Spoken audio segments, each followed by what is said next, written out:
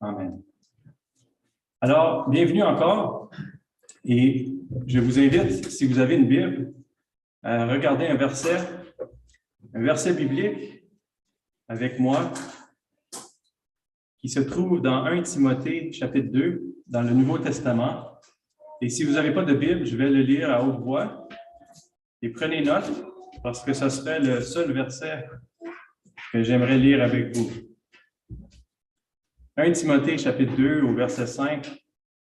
1 Timothée, chapitre 2, au verset 5, dans le Nouveau Testament.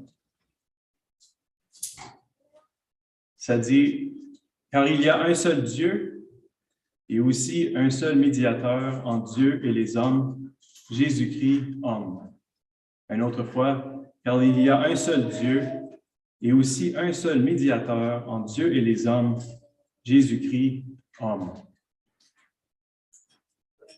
Alors, le sujet dans le contexte de l'Évangile ce soir que j'aimerais aborder avec vous, Jésus est le Fils de l'homme. Avez-vous déjà contemplé toutes les fois que le Seigneur Jésus s'est nommé le Fils de l'homme dans la Bible, les Saintes Écritures? J'aimerais vous démontrer à travers l'Évangile que Jésus est le Fils de l'homme. Et nous allons voir par la fin du message pourquoi c'est important que Jésus est le Fils de l'homme. Oui, il est le Fils de Dieu, mais aussi il s'est appelé le Fils de l'homme à maintes reprises.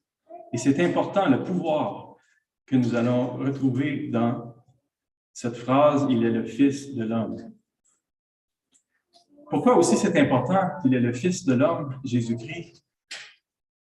Parce que l'ennemi de tous ceux qui aiment Jésus-Christ aimerait fortement faire croire et convaincre l'humanité que Jésus n'est jamais venu dans la chair. Oh, peut-être qu'il serait d'accord qu'il était le Fils de Dieu. Mais s'il pouvait entrer dans tous les cerveaux des humains et leur faire croire que Jésus n'est jamais venu dans la chair, ça sera son objectif. Mais on va voir qu'à beaucoup de reprises, Jésus est le Fils de l'homme. En fait, dans 1 Jean, au chapitre 4, versets 2 et 3, ça dit « Reconnaissez à ceci, l'Esprit de Dieu, tout esprit qui confesse Jésus-Christ venu en chair est de Dieu. » Donc, ceux qui confessent que Jésus-Christ est venu en chair sont de Dieu. Et tout esprit qui ne confesse pas Jésus n'est pas de Dieu. C'est celui de l'Antichrist dont vous avez appris la venue et qui maintenant est déjà dans le monde. Donc, on voit déjà en partant des forces qui s'opposent. Mais ceux qui sont de Dieu vont reconnaître que Jésus est venu dans la chair. Alors, j'aimerais vous parler de cette personne, ce merveilleux berger, Jésus-Christ, dans la Bible, et pourquoi il est le Fils de l'homme. Et qu'est-ce que ça veut dire être le Fils de l'homme? Vous vous souvenez peut-être dans Matthieu au chapitre 8, si vous avez déjà lu ou quelqu'un vous l'a raconté, le Seigneur Jésus est sur une barque en train de dormir, alors que les disciples, eux, ne sont pas en train de dormir. Il y a des grandes vagues, il y a un ouragan, il y a une tempête, et ils ont peur de mourir. Les disciples ont peur de la mort. Ils pensent qu'ils vont se noyer peut-être et que la mort est imminente. Et le Seigneur, qui dort dans la barque, lui, est au repos. Et ils viennent crier au Maître, à Jésus, de faire quelque chose. Et il leur démontre qu'ils sont en train de périr. Et vous vous souvenez sûrement que c'est Jésus, le Fils de l'homme, qui avait le pouvoir de calmer ces eaux et ces vents et cette tempête. Et lorsqu'il a calmé la tempête, les disciples ont retrouvé la paix et le calme. Et vous savez quoi? Est-ce que vous vous souvenez de la réaction des disciples une fois que Jésus avait calmé les vents et la tempête? En Matthieu, chapitre 8, au verset 27, ils ont dit, « Quel est celui-ci, disent-ils, à qui obéissent même les vents et la mer? Qui est celui-ci? » En anglais, la Bible, elle dit, « Quelle sorte d'homme est-ce que c'est ça? qui est capable de calmer les vents et la mer. Donc, il essaie de comprendre quelle sorte d'homme est-ce que c'est. Qui est celui-ci? C'est du jamais vu. Un pouvoir comme ça. Et dans Matthieu, au chapitre 16, au verset 13 à 20, Jésus étant arrivé dans le territoire de Césarée de Philippe, demande à ses disciples, « Qui dit-on que je suis, moi, le Fils de l'homme? » Alors Jésus demande à ses disciples, « Qui dites-tu que je suis? » Ou qui est-ce qu'ils disent que je suis, les gens que j'enseigne et qu'on croise? Et Pierre, l'apôtre ou le disciple, il répond, plus tard, il répond, « Toi, tu es Christ, le Fils de Dieu vivant. » Certains disent que tu es Élie ou Jean le Baptiste, mais lui, il a confessé qu'il était le Fils de Dieu vivant. Et Jésus a dû dire à Pierre, « Oui, c'est pas ton propre intelligence qui te l'a révélé, mais le Père, le Saint-Esprit. » Mais vous savez quoi? Après ce moment-là, Jésus se dit le Fils de l'homme. Et il ne voulait pas que les disciples disent aux autres qu'il était le Fils de Dieu. Oui, il était le Fils de Dieu. Oui, c'est une vérité biblique qui est écrite. Mais pourquoi Jésus voulait cacher qu'il était le Fils de Dieu et mettre l'ampleur sur être le Fils de l'homme? Ça semble bizarre, non? Pourquoi dire « je suis le Fils de l'homme » ? Bien, j'aimerais vous suggérer, selon les Saintes Écritures, qu'il était en train de promouvoir son humanité au lieu de sa divinité. Oui, il est le Fils de Dieu, il est divin, mais il a toujours et souvent essayé de promouvoir sa nature en chair humaine. Et nous allons voir pourquoi c'est important.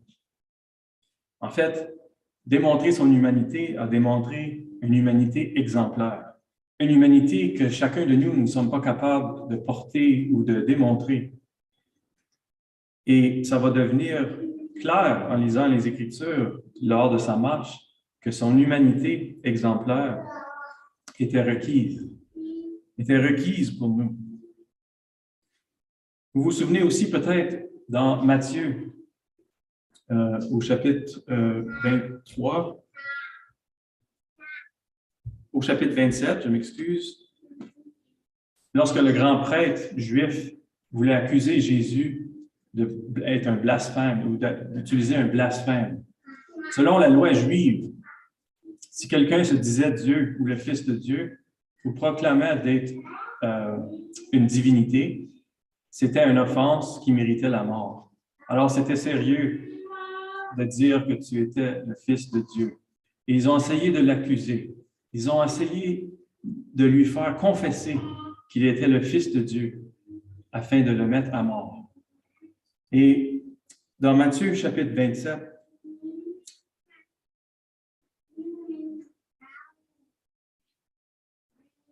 il dit au verset 14, « Et Jésus ne lui donnait de réponse sur aucune parole, ce qui étonnait beaucoup de gouverneurs. Mais à un moment donné, Jésus l'a confessé qu'il était le Fils de Dieu. Il a dit, « Tu l'as dit. » Et aussi, vous allez voir le Fils de l'homme à la droite de Dieu, bientôt. Alors, il a encore mis l'emphase devant les magistrats ou les Juifs qui l'accusaient, qui a été le Fils de l'homme à la droite de Dieu. Et ça, c'est important. C'est facile de comprendre s'il était le Fils de Dieu qui aurait été à la droite de Dieu, le Fils à droite du Père. Mais oui, il y a une relation. Mais le Fils de l'homme, pourquoi le Fils de l'homme? Je continue à mettre l'emphase sur le Fils de l'homme. Nous allons voir. Aussi, dans un autre évangile, Marc chapitre 14, au verset 61, ça dit, « Jésus garda le silence et ne répondit rien lorsqu'il était interrogé. Le souverain sacrificateur l'interrogea de nouveau et lui dit, « Es-tu le Christ, le Fils de Dieu béni? » Jésus répondit, « Je le suis. Et vous verrez le Fils de l'homme assis à la droite de la puissance de Dieu et venant sur les nuées du ciel. » Bon, Jésus fait l'énoncé qu'il est le Fils de l'homme. Et c'est incroyable qu'il peut dire ces choses. Seulement lui pouvait réclamer d'être le Fils de l'homme et à la droite de Dieu. Ça dit aussi dans Hébreux au chapitre 7, il demeure éternellement, et possède un sacerdoce qui n'est point transmissible. Alors pourquoi le Fils de l'homme est important? Bien, le Fils de l'homme est important, le titre de Fils d'homme est important parce que Jésus-Christ, le Fils de Dieu, a dû devenir premièrement le Fils de l'homme pour s'associer aux hommes. Et quand je dis hommes, ça inclut les femmes, bien sûr, et les enfants. Il a dû prendre la forme d'un homme pour venir sur terre afin de se familiariser avec la création que Dieu a créée qui avait échoué. Il a dû avoir quelque chose en commun avec les hommes et les femmes afin d'être capable d'expier pour leurs péchés. En fait, la venue du Seigneur Jésus sur la terre était une mission de missionnaire incroyable, si on peut l'appeler comme ça. Il a dû s'abaisser et devenir comme nous dans la chair. Lui qui venait du ciel et des places sans imperfection a pris la forme d'homme afin d'être comme nous. Et vous savez quoi? Il veut être votre avocat. Il veut être votre représentant et mon représentant. C'est pour ça qu'il a dû prendre la forme d'un homme. Et si vous pensez à une scène du palais de justice, peut-être, dans la ville ici, pourquoi c'est important qu'il était le Fils de l'homme en chair? Bien, j'aimerais proposer, si tu es pour avoir un avocat ou un représentant, cet avocat doit avoir accès au palais de justice. Cet avocat doit avoir accès aux documents du sujet qui est abordé à la cour. Aussi, cet avocat doit avoir accès à la loi. Il doit connaître la loi, les principes de loi. Aussi, cet avocat doit être reconnu par la cour afin d'exercer ses pouvoirs, qu'il est dans le domaine de la loi. Et encore, qu'est-ce qui est plus important, c'est qu'il ne serait jamais serviable s'il n'avait pas accès à vous, le client qu'il représente ou la personne qu'il va représenter. En fait, il a besoin de votre signature afin de représenter votre procuration selon le système de justice qui est devant vous et devant moi. Alors, c'est important qu'il ait accès à vous. Voilà la clé de l'Évangile ce soir. Parce que le Fils de l'homme, Jésus-Christ, a accès à vous afin de vous représenter. La Bible nous dit que nous avons tous besoin de représentants. Et qu'un jour, Dieu va juger le péché éternellement pour ceux qui n'ont pas de représentants afin de les réconcilier au Père, à Dieu. La Bible continue à nous démontrer l'importance du Fils de l'homme. La Bible dit que le Fils de l'homme, Jésus-Christ, est non seulement le Fils de l'homme qui est venu sur la terre en chair, mais il a aussi pris la forme d'un homme qui lui donne la permission d'intercéder pour les hommes et les femmes. Ça lui donne la permission d'être juge et de juger en même temps. Parce que s'il était juste le Fils de Dieu, il n'aurait pas été exemplaire devant les hommes à une distance très loin. Il est venu parmi nous. Il est marché parmi nous. Et personne n'a jamais vu Dieu, mais nous avons vu Jésus-Christ sur la terre, le représentant de Dieu. Jean, chapitre 5, versets 25 à 27, dit « En vérité, je vous le dis, l'heure vient, et elle est déjà venue, où les morts entendront la voix du Fils de Dieu. Et ceux qui l'auront entendu vivront, car comme le Père a la vie en lui-même, ainsi il a donné au Fils d'avoir la vie en lui-même. Et il lui a donné le pouvoir de juger parce qu'il est le Fils de l'homme. » Alors voilà, la Bible nous dit que Jésus mérite le titre de juger parce qu'il est le Fils de l'homme. Alors, il est le Fils de l'homme afin d'être votre représentant. Il est le Fils de l'homme afin d'exécuter le rôle de juge. Et il est le Fils de l'homme parce qu'il a connu le Père directement, mais aussi les humains qu'il a marché parmi eux. Et il peut s'associer à eux. Et il a démontré c'était quoi une marche parfaite dans la chair, que personne n'était capable de recopier ou de suivre. Alors, le Fils de l'homme, afin d'obtenir l'autorité d'exécuter le jugement en votre nom. Voilà pourquoi le Fils de l'homme est si important. Il a dû prendre la forme duel entre Fils de Dieu et Fils de l'homme afin de réconcilier l'homme à Dieu et de devenir l'avocat qui a accès aux deux. Il y a un autre exemple où est-ce que le Fils de l'homme est utilisé. On pense à Étienne, le premier martyr parmi les chrétiens, lorsqu'il était pour se faire lapider. Le verset nous dit dans les Actes au chapitre 7, « Mais Étienne, rempli du Saint-Esprit, en fixant le regard vers le ciel, vit la gloire de Dieu. Et Jésus debout à la droite de Dieu, et il dit, « Voici, je vois les cieux ouverts et le Fils de l'homme debout à la droite de Dieu. » Donc, il a vu le Fils de l'homme debout à la droite de Dieu, Étienne. Et ensuite, Jean, dans l'Apocalypse, au chapitre 1, au verset 13, il dit, « Et au milieu, la vision qu'il a eue, et au milieu des 7 chandeliers, quelqu'un qui ressemblait à un fils de l'homme, vêtu d'une longue robe et ayant une ceinture d'or sur la poitrine. » Donc, Jean, dans la vision qui a été révélée de Dieu, il voit Jésus comme fils de l'homme. Et il y a beaucoup d'autres exemples pourquoi il est le Fils de l'homme. Mais j'aimerais attirer votre attention ce soir plutôt sur l'importance que Dieu accorde aux hommes. Jésus s'appelle le Fils de l'homme parce qu'il a une importance accordée aux hommes de la part de Dieu.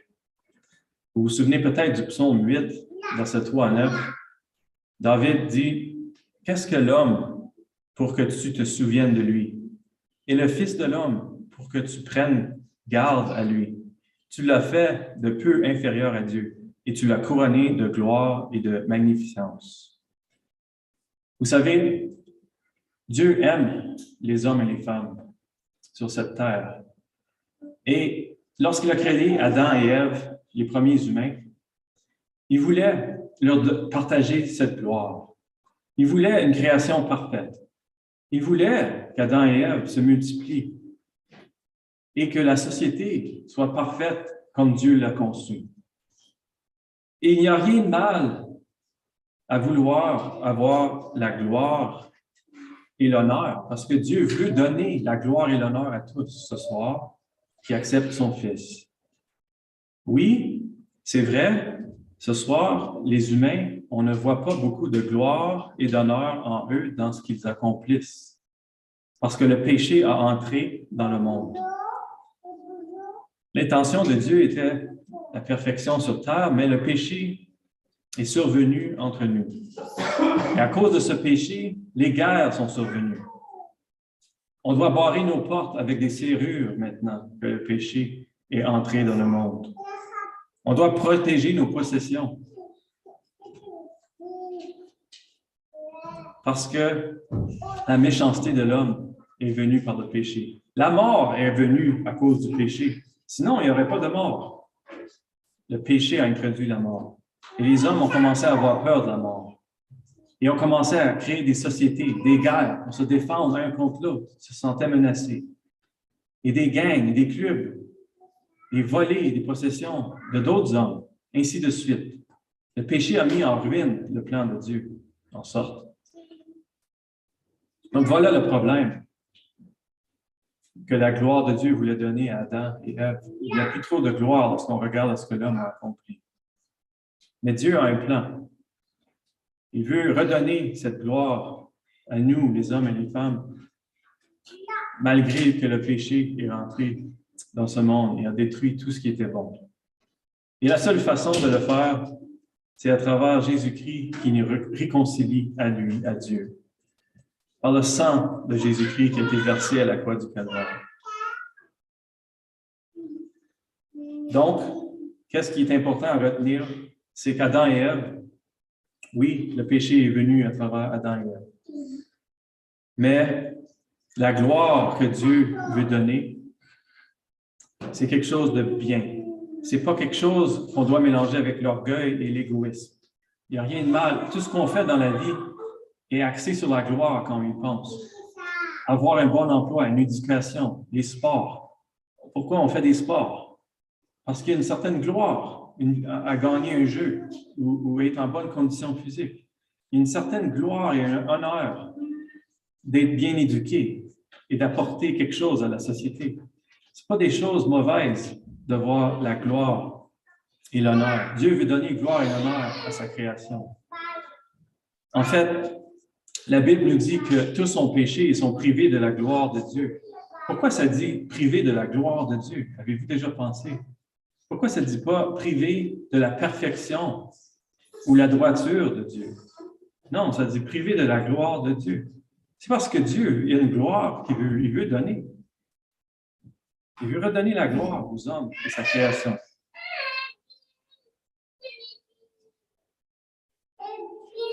Alors, Jésus-Christ est le Fils de l'homme. Il prend le rôle que nous avons tous de besoin comme représentant. Il veut être votre avocat, mon avocat. Il est venu sur terre pour mourir, s'offrir en sacrifice pour les offenses qu'on a commises, les iniquités qui nous séparent de Dieu. Et il nous représente devant Dieu pour ceux qui vont mettre leur foi et leur confiance en lui comme avocat, comme substitution, comme bon berger, comme sacrifice de Dieu puni à ma place et à ta place. Il est le Fils de l'homme, n'oubliez pas. Le Fils de l'homme est mort comme en chair, comme un homme, sur le bois, au calvaire. Dieu a puni son Fils comme un homme, alors que nous sommes des hommes et des femmes qui auraient été punis dans la chair pour nos iniquités. Il a pris notre place comme Fils de l'homme. Avant de m'asseoir, je vous raconte une histoire qui va bien servir, je crois. Bientôt, on approche le 11 novembre, le jour du souvenir. Et peut-être comme moi, au mois de novembre, vous regardez des histoires ou vous faites des lectures des histoires de guerre, peut-être à la radio, à la télé. Il y a une histoire de guerre qui ne va jamais m'échapper dans ma mémoire. Je l'ai entendue au radio, je pense que c'était un évangéliste qui l'a partagé. Et l'histoire était une vraie histoire de la Deuxième Guerre mondiale, d'un vieux sergent américain qui était captif, un captif de guerre. Et ce captif de guerre s'est fait prendre pendant la guerre comme un prisonnier de guerre par les Allemands. Et dans le camp de prisonniers de guerre chez les Allemands, il y avait une loi. Si un des soldats américains se sauvait des prisonniers de guerre, 10 soldats américains devraient être tirés comme punition à chaque fois qu'un soldat américain se sauvait de la prison de guerre, comme prisonnier de guerre. Et il est venu un moment où est-ce que, effectivement, un des soldats américains s'est sauvé comme un prisonnier de guerre. Et la loi a dû être appliquée dans la prison des prisonniers de guerre. Il faut tuer 10 soldats américains pour un qui s'est sauvé. C'était cruel. Et à un moment donné, le soldat allemand, avec le fusil, la mitraillette, prépare 10 personnes. On doit consommer 10 soldats américains. C'est ça notre standard. Et il y a un jeune soldat, un pilote, qui s'avait fait prendre captif lors de son premier vol en guerre. Il était prisonnier de guerre, 21, 22 ans, je crois. Et il pleure et il crie « Ah, je ne veux pas mourir. J'ai un enfant que je n'ai jamais connu, qui est né dans mon pays. J'ai une femme jeune. Je ne veux pas mourir. Je ne veux pas mourir. » Et le vieux sergent Joe, américain, qui avait déjà perdu une jambe comme prisonnier, il dit aux Allemands, « Ah, qu'est-ce que ça fait? Qui sont les 10? Prenez-moi au lieu. Et il se lance devant ce jeune homme de 21 ans qui pleurait et ne voulait pas mourir. Et la mitraillette tire ce vieux homme, ce vieux sergent Joe,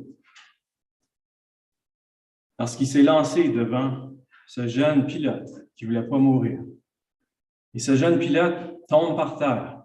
Et ce vieil homme est mort. Et le sang coule sur ce jeune homme. Et ce jeune homme pense qu'il s'est fait tirer.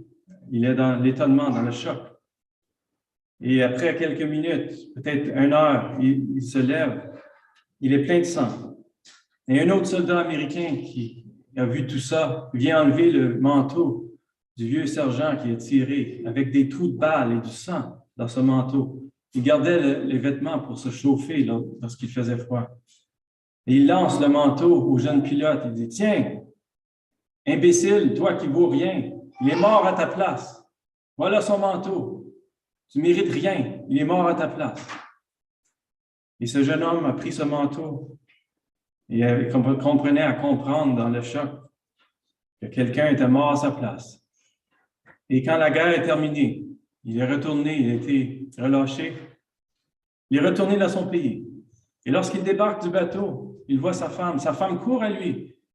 Et elle lui dit, « Ah, ton manteau, il est tout troué et plein de sang. » Il dit, « Oui, oui, je suis ici sur du temps emprunté.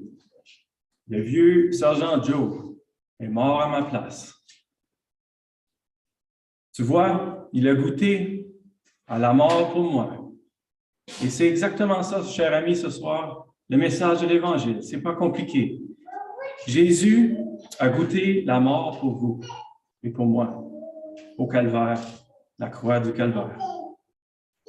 Il est mort à votre place et ensuite, il vous a vêtu de vêtements vertueux pour ceux qui l'acceptent comme avocat et comme sauveur. Il veut mettre son manteau vertueux, sans tache, sans trou de balle, sans sang, parfait, sans défaut. Il veut vous vêtir avec ce manteau vertueux, ce vêtement. Et ce jeune homme, ce jeune soldat, vous savez quoi? Il n'y a pas une journée qui passait qu'il ne pensait pas à être éternué. À chaque fois qu'il baissait la tête pour le repas, il pensait au vieux Joe. À chaque fois qu'il allait se coucher, il pensait au vieux Joe. Et c'est la même chose pour les croyants qui ont mis leur confiance et leur foi en Jésus-Christ. Il n'y a pas un jour qui passe qu'on oublie notre Sauveur Jésus-Christ, lui qui s'est donné au calvaire, lui qui a porté le châtiment de Dieu à ma place. Et ce jeune homme avait compris que le vieux Joe est mort à sa place. Jésus est mort à notre place. Avez-vous accordé de l'importance au Fils de l'homme, celui qui a pris un corps d'homme pour souffrir à votre place, afin de vous ramener à Dieu, vous réconcilier à Dieu? Il veut vous donner et partager la gloire et l'honneur que Jésus a porté lui-même comme Fils de Dieu lorsqu'il était le Fils de l'homme sur terre. Non seulement il veut vous partager cette gloire et cet honneur, il veut vous donner accès à son royaume. Voilà les promesses de Dieu à la création qui avait tombé dans le péché. Il veut leur redonner la gloire et l'honneur à travers Jésus-Christ, le Fils de l'homme. L'invitation est toujours offerte lorsque l'Évangile est prêché. Jésus dit, « Venez à moi », et il invite les pécheurs à se repentir, à prendre le Fils de l'homme comme leur avocat, afin que l'avocat prenne le pécheur par la main et la loi de Dieu dans l'autre main, afin de les réconcilier à travers son sacrifice et son sang. Voilà le principe de réconciliation offert dans le message de l'Évangile encore ce soir. Dans Hébreux, chapitre 2, au verset 11, ça dit que Jésus n'a pas honte de les appeler frères, ceux qui viennent à lui. Il n'y a pas honte, malgré nos offenses, nos iniquités qu'on a commis toute notre vie. Il n'a pas honte de nous appeler frères. Il vous aime. Il m'aime. Avez-vous déjà considéré Jésus-Christ comme votre avocat, le Fils de l'homme qui est mort à votre place? C'est ce qu'il vous demande de faire ce soir. Et ça, c'est fait par la foi et d'accepter notre position comme pécheurs dans notre souillure et simplement implorer sa grâce. Pardonne-moi, Seigneur Jésus, de mes offenses. Je veux devenir un fils de Dieu, moi aussi, afin de partager ta gloire. Et il vous invite à le faire ce soir, si vous ne l'avez jamais fait. Considérez Jésus-Christ, pourquoi il est le Fils de l'homme. Il est le Fils de l'homme pour être votre avocat et votre sauveur. Venez à lui. La grâce est encore offerte si vous le faites maintenant.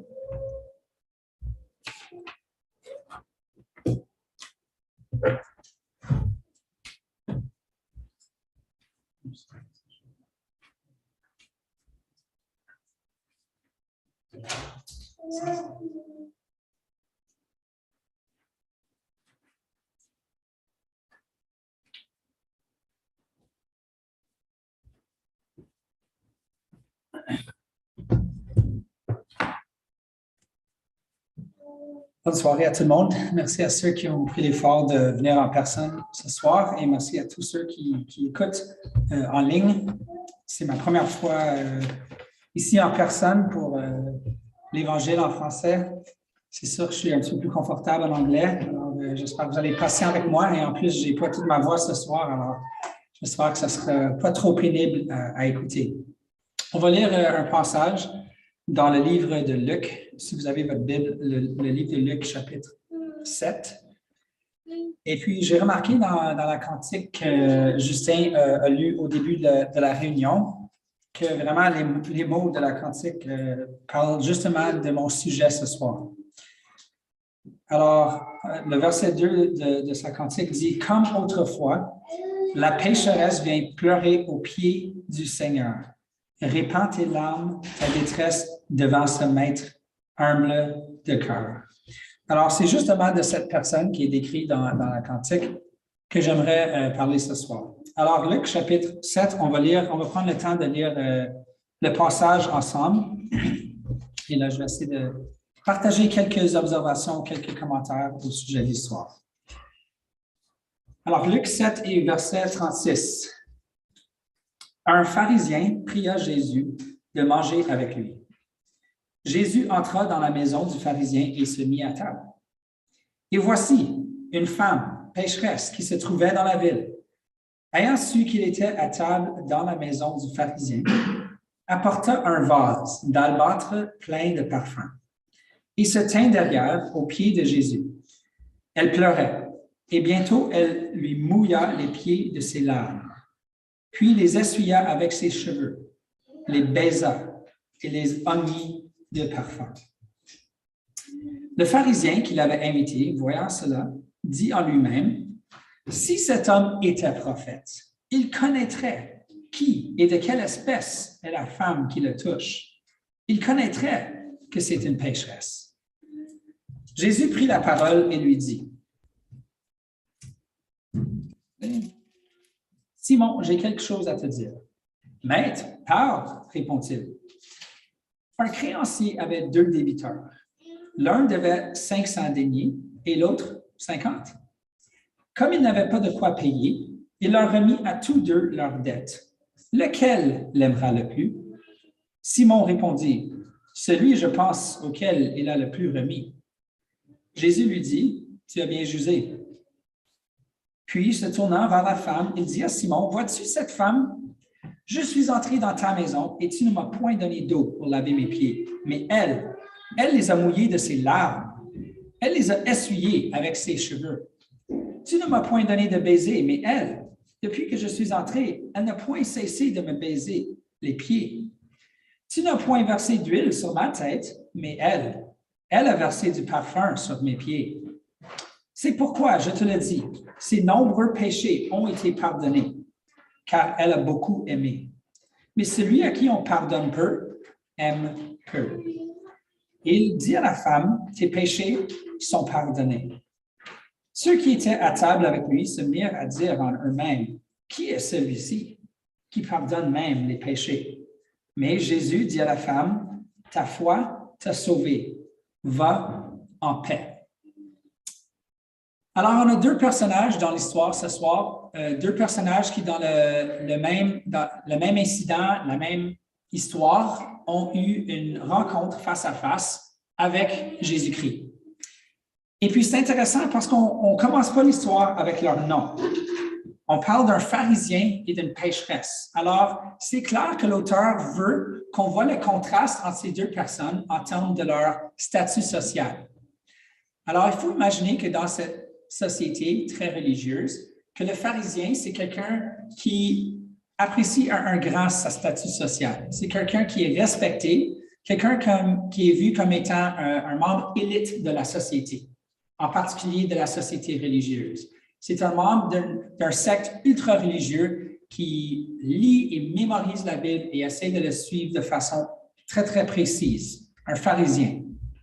Et en plus, c'est lui qui est l'hôte de ce souper. Alors, il a invité Jésus à venir manger chez lui. Alors, c'est vraiment lui qui est à l'honneur ici parce qu'il est l'hôte. Et puis là, il y a une dame qui vient, quelqu'un qui, c'est tout le contraire. C'est une pécheresse. Et c'est quelqu'un qui, on est tous des pécheurs, mais c'est quelqu'un qui est connu, quelqu'un qui est reconnu dans cette ville par ceux qui sont locaux. Donc, Simon, le pharisien, et les autres personnes à table, ils savent c'est quoi cette personne. Et ils sont au courant de c'est quoi son métier ou son péché. On ne nous dit pas c'est quoi, on peut peut-être deviner, mais le point, c'est que c'est quelqu'un qui est complètement en bas de l'échelle quand on parle de statut social. Et en plus, ce n'est pas quelqu'un qui a été invité au souper, c'est quelqu'un qui a brisé les normes sociales en se présentant, en dérangeant, si on veut, cet événement. Mais toute cette histoire va subvertir les attentes qu'on aurait, subvertir les attentes que les gens à l'époque auraient quand ça vient à ces deux personnes et à cet événement. Et c'est Jésus qui va complètement tourner la situation sur sa tête pour subvertir, comme je dis, nos attentes face à ces deux individus à cause de la façon qu'ils réagissent, qu'ils répondent à sa personne, à la personne du Seigneur. Alors, remarquez que quand cette femme arrive, qu'elle se tient derrière Jésus. On lit dans le verset 38 qu'elle se tient derrière. Elle ne va pas prendre de place, elle ne va pas s'introduire, elle ne va pas expliquer qu'est-ce qu'elle est en train de faire. Elle prend une position extrêmement humble. Et elle n'est pas ici pour faire un spectacle, même si c'est ça qui arrive. Elle n'est pas ici pour impressionner le monde ou pour montrer un acte de grande piété ou un acte religieux. Elle vient à cause que son cœur déborde et elle est empressée, elle doit faire ce qu'elle doit faire. Alors, on lit qu'elle mouille les pieds du Seigneur avec ses larmes. Elle les essuie de ses cheveux, elle les baise et ensuite elle les enduit d'un parfum qui aurait été extrêmement cher, qui aurait pris plusieurs mois d'économie pour pouvoir acheter. Et elle déverse ceci sur les pieds de Jésus. Pour Simon, pour le pharisien, ceci sert comme un test. Alors, il se dit, si cet homme est vraiment un prophète, on va voir, il y a des gens qui disent qu'il est un prophète, il y en a qui disent même que c'est le Messie, celui qui a été promis, qui va venir, qui va nous libérer, mais on va voir comment il va réagir à cette femme. Et lui, il a des attentes. Il se dit, si c'est vraiment un prophète, il va la repousser. Il va la retourner parce que même sans le savoir, même si lui ne vient pas des parages ici, il ne connaît pas le monde, il va le savoir de façon supernaturelle que ceci est une pécheresse. Et il va se distancer, il va s'éloigner. Et ceci sera la preuve qu'il est un prophète. Et pour lui, quand il voit que Jésus ne fait pas ceci, il dit, Jésus n'a pas passé le test. Mais l'auteur est en train de lui faire voir l'ironie parce que Jésus va faire justement ce que Simon voulait voir s'il allait pouvoir faire. Il lit les pensées. Mais au lieu de le faire pour la pécheresse, il le fait pour Simon. Il lit les pensées de Simon de façon supernaturelle et lui raconte une histoire pour faire valoir un point. Alors, en ce faisant, Jésus prouve qu'il est un prophète et bien plus qu'un prophète, mais pas de la façon dont Simon s'attend. Il va inverser la situation pour montrer que non seulement être un prophète, il est le Messie, mais au lieu de repousser cette femme, il va l'accepter, il va l'amener vers lui-même. Alors vraiment, l'histoire présente deux personnes, le pharisien et la pécheresse. Et puis, c'est vraiment les mêmes deux catégories de personnes, si on veut simplifier les choses ce soir. C'est les mêmes catégories de personnes qui existent aujourd'hui quand ça vient à notre réaction, notre réponse à Jésus-Christ. Il y aura des gens qui, comme le pharisien, prendront une distance pour évaluer, pour juger, comme Simon le faisait, et qui garderont leur statut social, leur orgueil, et se diront qu'ils sont dans une position pour évaluer et pour décider et se mettront au même niveau ou plus haut que Jésus. Et puis là, on a des personnes qui seront comme la pécheresse, des gens qui prendront une place très, très basse. Pas parce qu'ils manquent d'estime de soi, mais parce qu'ils réalisent qu'ils sont dans la présence de Dieu lui-même. Réalisent qui est cette personne, Jésus-Christ. Qu'est-ce qu'il peut faire pour eux? Et avec cette réalisation, ils seront complètement désemparés. Et la seule réaction possible est de tomber à ses pieds. Alors, deux réponses, deux réactions complètement différentes.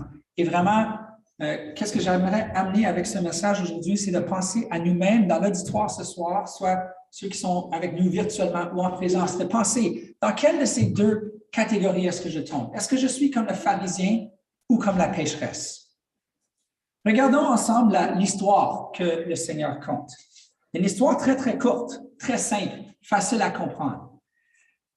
Un créancier qui a deux débiteurs. Il y en a un qui a une grande dette, 500 deniers, et l'autre a une dette moyenne, mais beaucoup moins grande, 50 deniers. Alors, une personne a une dette qui est 10 fois plus grande que l'autre.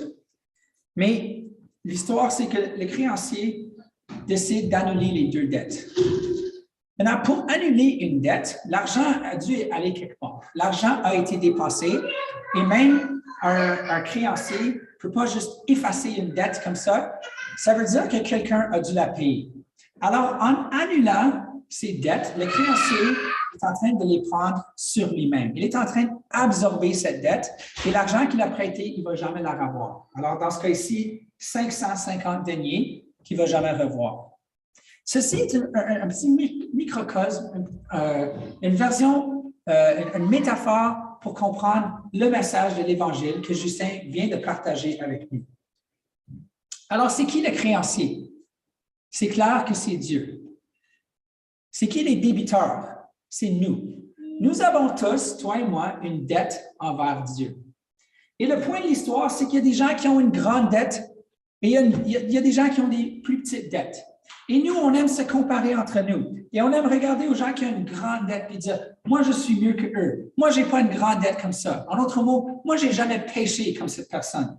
C'était justement ça que Simon faisait quand il se comparait à cette pécheresse. Il se vantait, il se voyait comme étant mieux qu'elle. Parce qu'il se disait, ma dette envers Dieu est tellement petite comparée à la sienne. Mais le but de l'histoire que Jésus raconte ici, c'est que le créancier est capable d'absorber les deux dettes.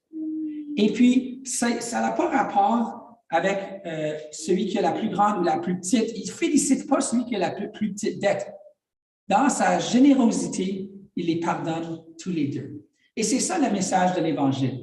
C'est qu'il faut qu'on arrête de se comparer un entre l'autre pour dire « j'ai pas péché de telle façon ou comme telle personne ». Mais au lieu de se tourner vers la générosité de Dieu qui est capable d'effacer les dettes de tous. Que ta dette soit immense ou petite, nous avons tous une dette contre Dieu. Et c'est ça l'essentiel. Nous avons tous péché. Et comme les personnes dans notre histoire, on lit ici qu'ils n'avaient pas de quoi payer. Que tu dois 500 deniers ou 50, tu n'as rien avec quel tu peux payer, avec quoi tu peux payer Dieu. Moi, je n'ai rien à offrir à Dieu pour repayer ma dette. Souvent, les gens pensent peut-être que si je prie, si je vais à l'église, si je commets des bonnes actions, je vais pouvoir commencer à repayer ma dette. Mais non, on n'a rien à offrir à Dieu. Mais Dieu, dans sa générosité, est capable d'annuler nos dettes. Ta dette du péché, ma dette. Et c'est pour ça qu'on a le message de l'Évangile, parce que Dieu nous offre, dans sa générosité, ce soir, d'annuler cette dette. Mais comme dans l'histoire, pour annuler une dette, quelqu'un doit absorber le coût. Et c'est pour ça que Jésus est venu. Comme on a déjà expliqué, comme Justin a expliqué ce soir, quand Jésus est venu ici et quand il est mort sur la croix, Dieu a placé sur lui la somme totale de toute la dette de l'humanité, tous les péchés qui ont été commis depuis le premier jour jusqu'au dernier jour de l'humanité, même des péchés qui n'ont pas encore été commis. Cette dette totale a été absorbée par l'homme le plus riche au monde, le Seigneur Jésus-Christ lui-même. Quand il a été crucifié sur la croix, il a absorbé en lui cette dette totale. Et à cause de ça, Dieu est capable d'effacer nos dettes du péché si on choisit de l'accepter. Alors, Jésus compte cette histoire et il essaie de faire un point, de montrer quelque chose, que quand quelqu'un voit sa dette effacée, qu'il y a une réaction normale à ceci. Si j'avais une dette que je ne pouvais pas payer, peut-être dans l'argent d'aujourd'hui, des centaines de milliers de dollars, et je savais que je n'allais jamais pouvoir repayer ça, qu'il allait peut-être reprendre ma maison. Dans cette société, ça voudrait dire aller en prison. Et puis, si quelqu'un venait et effaçait ma dette, je serais en train de courir dans les rues, en train de sauter de joie. Ou je serais peut-être aux pieds, en train de tenir les pieds de la personne qui avait pardonné ma dette en les remerciant.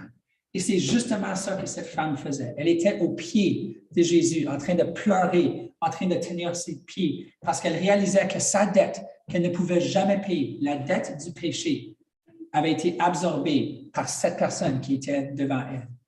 Et qu'est-ce qu'on voit dans cette histoire? C'est que pharisiens et pécheresses, ces titres-là deviennent secondaires. C'est plus ça qui est important. Qu'est-ce qui est important? C'est est-ce que tes péchés ont été oubliés? Est-ce qu'ils ont été effacés? Est-ce qu'ils ont été pardonnés? Et la façon qu'on va le savoir, c'est par ta réaction, ta façon de répondre au nom de Jésus-Christ. Est-ce que tu es comme Simon, quelqu'un qui se tient à distance pour évaluer, pour juger, pour critiquer? Ou est-ce que Jésus est devenu ton sauveur, celui à qui tu veux tenir les pieds, tu veux être proche de cette personne, tu as de l'amour pour cette personne comme pour personne d'autre, tu as de la reconnaissance, ton cœur déverse. Ça, c'est la réaction d'une personne qui s'est vue sauvée. Alors ici, on n'est pas venu ce soir pour encourager le monde à s'inscrire à une église ou de commencer à essayer de vivre d'une façon plus religieuse ou de suivre un certain code moral ou des règlements. L'Évangile, c'est de réaliser que ta dette soit grande ou petite, elle peut être pardonnée par le Seigneur Jésus-Christ. Et qu'une personne qui a été pardonnée va avoir un cœur qui se déverse vers Jésus. Maintenant, remarquez dans l'histoire, et c'est ça la prochaine partie du passage, Jésus va prouver à Simon qu'il n'a pas une appréciation pour lui, mais que la pécheresse est là. Alors, il dit, vois-tu cette femme? Et puis là, il parle de 4 choses. Il dit, je suis entré dans ta maison et tu ne m'as pas donné d'eau pour me laver les pieds. Tu ne m'as pas donné de baiser. Excuse, 3 choses. Tu ne m'as pas donné de baiser et tu n'as pas versé d'huile sur ma tête. Dans cette société, dans ce contexte, c'était les choses normales qu'un hôte devait faire quand quelqu'un venait à cette maison. Alors, cet hôte n'avait même pas pris le temps de ne pas aller plus loin, mais juste de faire les choses de base qui étaient attendues de lui. Alors, c'est clair qu'il n'y avait pas une grande appréciation pour cet invité. Il n'avait pas compris l'honneur qui était à lui quand Jésus est venu à sa maison. Vraiment, c'était avec qui il avait affaire. Le Seigneur, Dieu lui-même incarné, venu sur terre. Parce que sinon, il aurait été beaucoup plus loin que juste les courtoisies de base. Mais il n'a même pas fait ça. Mais en comparaison, cette femme qui n'avait même pas été invitée au souper, elle arrive et elle dit d'elle, elle dit, toi, tu ne m'as pas lavé les pieds. Mais elle n'a pas juste pris un bol et puis une guenille pour me laver les pieds. Elle a pris les larmes de ses yeux. Elle a pris ses cheveux. Elle n'avait aucun orgueil qui était trop grand pour lui arrêter. Elle n'avait pas peur de s'humilier puis de prendre cette basse place. Elle n'a pas demandé pour un bol. Elle l'a fait avec ses larmes, avec ses pieds, avec ses cheveux. Pardon. Il a dit, toi, tu ne m'as pas baisé. Peut-être, si vous êtes francophone, vous connaissez le baiser sur les 2 côtés. Certaines cultures, on en fait peut-être même 3. Mais c'est une autre chose de baiser les pieds de quelqu'un. Ça demande une grande humilité de baiser les pieds. Il dit, toi, tu ne m'as pas baisé, mais elle m'a baisé les pieds. Et ensuite, il a dit, tu n'as pas versé de l'huile sur ma tête. peut-être comme quelque chose pour garder l'humidité dans un pays très sec, un climat très sec. Mais elle n'a pas juste pris de l'huile. Elle a pris ce produit extrêmement cher, des mois d'économie, et elle a versé pas sur ma tête, mais sur mes pieds. Et c'est vraiment ça qui m'a marqué. Quand j'ai lu ce passage en Luc, c'était ces 3 références aux pieds du Seigneur.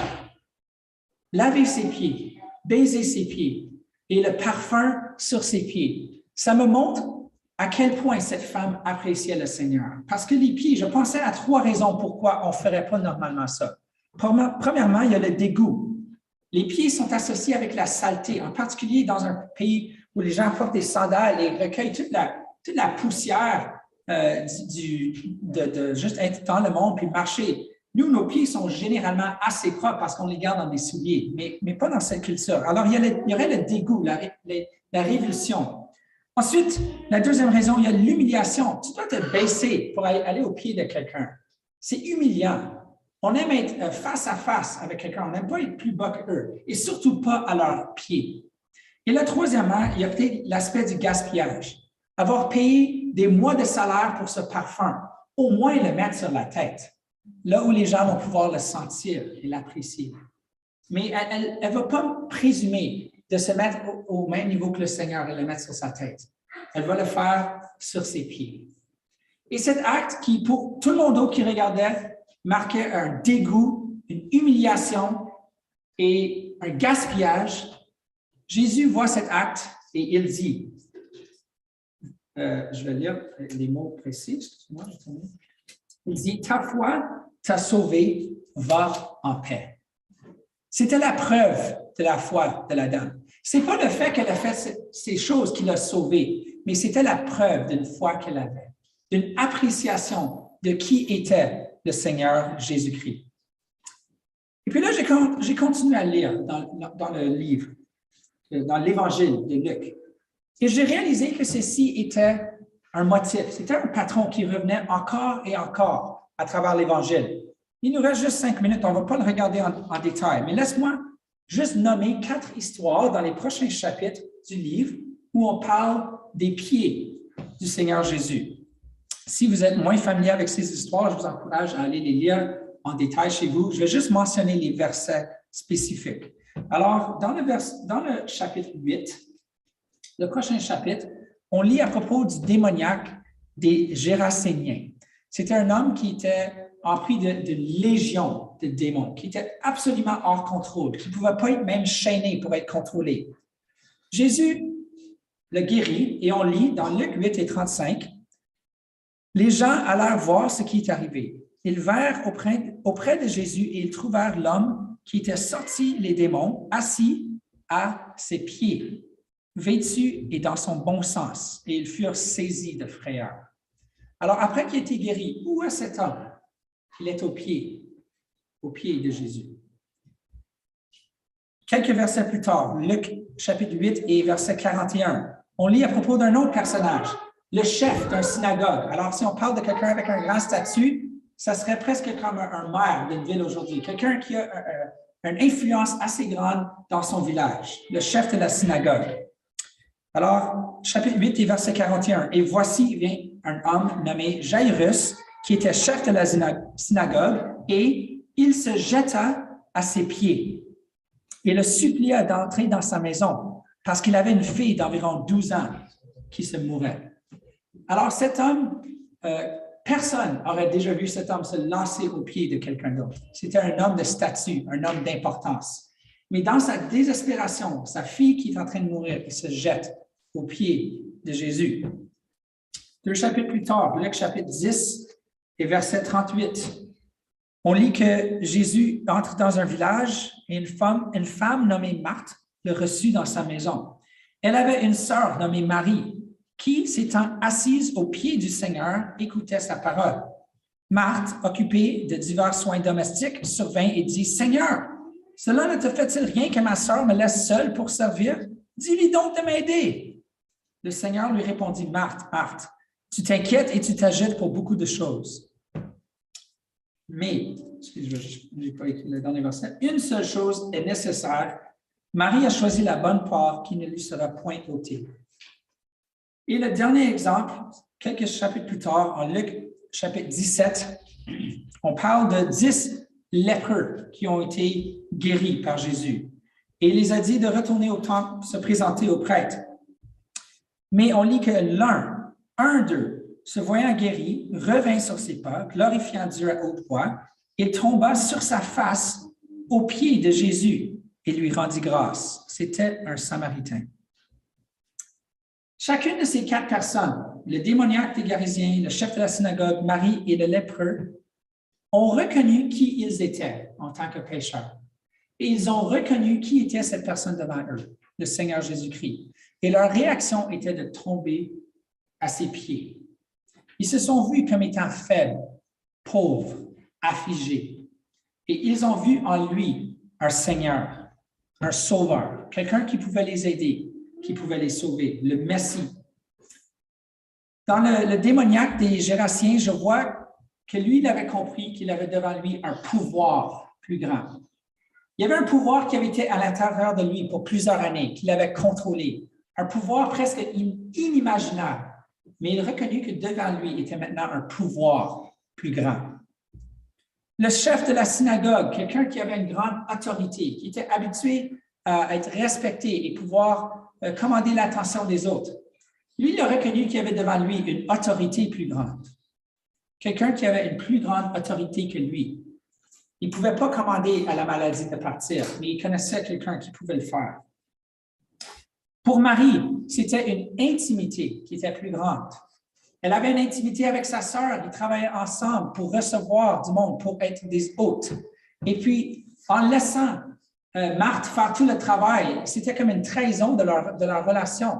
Et Marthe est fâchée, elle dit, pourquoi Jésus, dis-leur de m'aider. Mais Marie avait reconnu qu'il y avait une intimité qui était plus grande, qui était plus importante, à cause de la personne qu'il recevait. Et puis le lépreux samaritain avait une priorité plus grande. Les 9 autres voulaient aller directement au temple pour pouvoir suivre la loi et qu'est-ce que la loi commandait. Et une fois que ces obstacles étaient surmontés, ils allaient finalement pouvoir réintégrer la société, être avec leur famille, leurs amis. C'était des choses absolument comprenables et importantes. Mais pour une personne, il y avait une priorité plus grande, de revenir sur ses pas et de remercier le Seigneur parce qu'il avait compris que c'était cette personne, le Messie, qui l'avait sauvé. Alors, on voit 4 autres exemples, comme la pécheresse, de gens qui se sont jetés aux pieds de Jésus-Christ parce qu'ils ont compris qui eux ils étaient et qui était cette personne devant eux.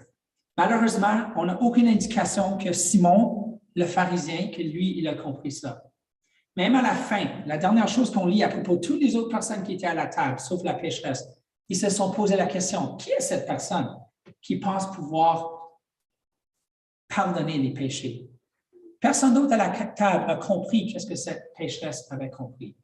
Alors, en vous laissant ce soir, on vous laisse avec cette question. On vous invite à méditer. Est-ce que je suis comme le pharisien ou est-ce que je suis comme la pécheresse? Est-ce que je suis prêt à me jeter aux pieds du Seigneur pour être sauvé moi aussi? Prions. Seigneur Jésus, nous vous remercions pour